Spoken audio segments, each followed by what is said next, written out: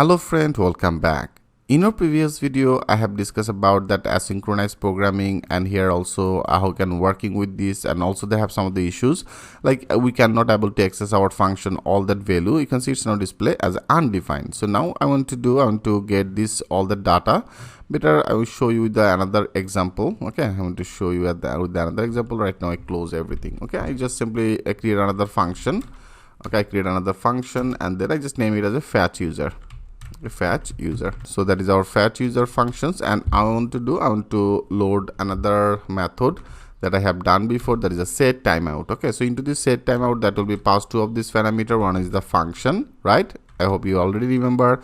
One is the function, and also another will be as a timeout.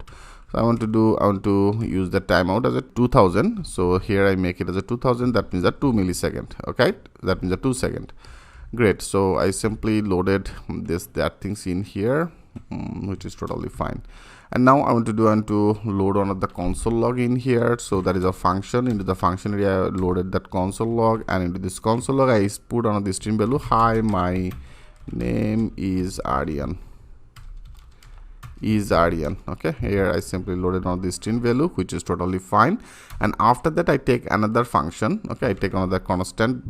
I take another constant variable, and I just name it as a fetch user. Okay, fetch user. So I have take one function as a fetch user, and that is a fetch user.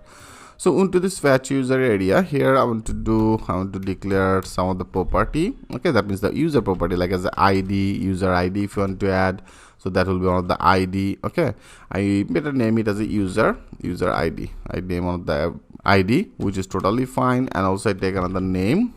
I want to pass this property name as Aryan or Kazi. And also after that I want to take another one is email property, and then that will be another string as a Kazi @gmail.com. So like for education purpose I'm actually using it. Okay, and then that is our ended one. Perfect. Okay, so now that is our another functions, right? Into this function area there is a ID as a user ID, and there is a name, and then there is the email. So I want to run one of the callback function. Okay, so like here that is our user ID. So this user ID, into this function area I want to pass another parameter as a user ID, and also I want to load that as a callback. Okay, callback function. Simply loaded this callback function here. So I want to return it. Okay, that means after that I want to return this callback function first. So that will be a callback function. I simply loaded this callback function, and here I want to pass our which method. I want to pass out this one. Okay, that means this function I want to pass it. So here into the function area I pass that our user ID, and also I pass that our callback function. Okay, I simply pass it. So now if you want to visible it here, I want to better take this our fetch user.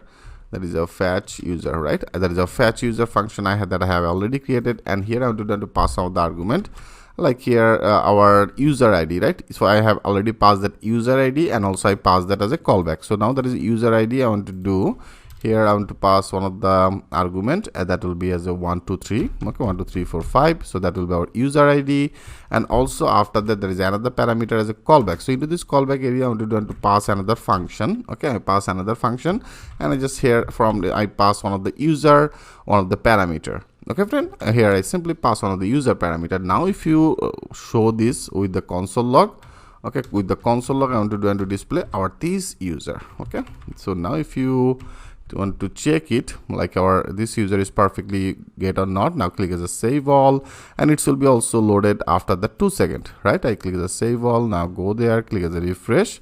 It's now clean after the 2 seconds. Yes, you can see it's now display as a hi, my name is Aryan, and also there is one of the error as a callback is not a function at into the 15. Okay, that means here it's actually get some of the error in here, and that is one of the type error, right? That is uncatch as a type error. Here actually it's not get out callback. You can see there is not set method here. I pass two of this parameter, right?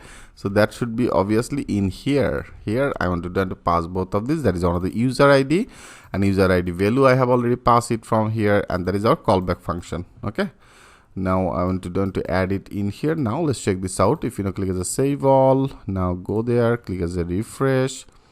and after that 2 seconds, yes, you can see it's perfect. After that 2 seconds, now it successfully display our these all data. That means user ID, you can see user ID pass it as a 1 2 3 4 5, that is our argument value, and that is our argument value, right? And also there is a name as a Kazi, email as a kazi@gmail.com, email as a kazi@gmail.com. everything is great. Okay, if you click as a refresh, it will be wait for the 2 seconds, and after that 2 seconds it will be get this data.